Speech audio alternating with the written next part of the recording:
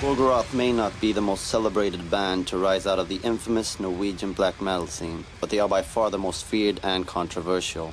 With their abrasive sound, chaotic live shows, and well-publicized criminal convictions, Gorgoroth have spread their message of fear and hate across the world. At the center of this storm of controversy is Gall, Gorgoroth's lead vocalist and arguably the most despised man in Norway. In 2005, Gall was charged with torture-like violence and served 9 months in prison, his second incarceration for violent acts. The court claims he tortured his victim for 6 hours while collecting his blood into a cup and threatened to make him drink it. In January of 2007, when he was ready for release, photographer Peter Best took us to Gall's hometown in Norway to get to know the guy terrorized a magazine calls the most evil man alive. I'm Ivo Berglund, welcome to Norway.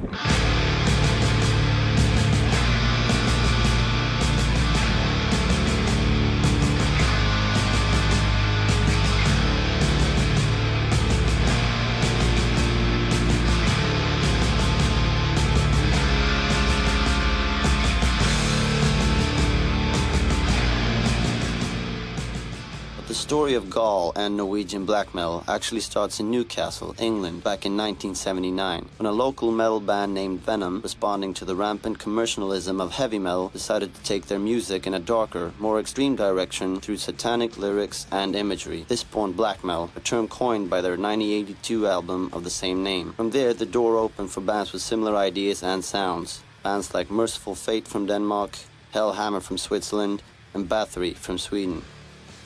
At the end of the 80s, a second wave of black metal surfaced in Norway. Bands like Darkthrone, Emperor, Immortal, and Mayhem perfected the black metal sound, taking the music's lyrics and stage imagery to even darker extremes. We chose a different path. It was getting the music not as fast, but atmospheric. It was also not as well produced. It was more about the atmosphere the music created. And also the fact that we chose to have a satanic approach towards the lyrics and also combining those things to be an art form called black metal. Euronymous called me and I started working with him together with Vag Vikernes until '94 when all these stuff started happening to churches.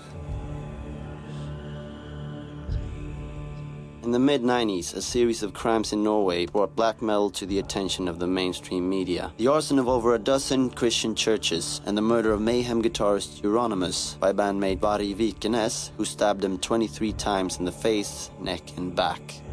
When it comes to the media coverage of black metal in Norway, it's all started with the criminal cases. I mean, it didn't start with the music when it comes to the tabloid in Norway.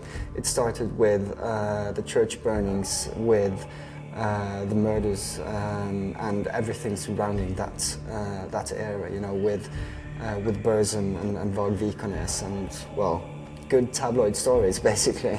I couldn't believe that they were that foolish.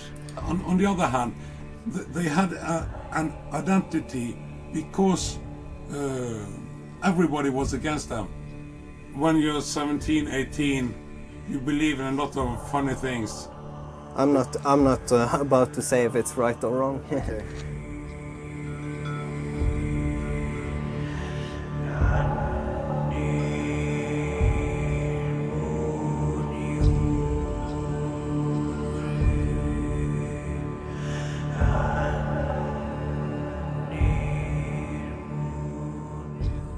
then what was left was the music.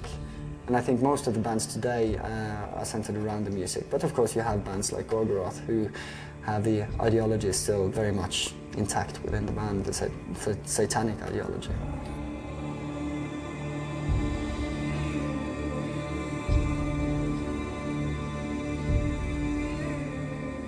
Christianity is based only on stolen souls and lives. So, of course, every trace of them should be erased.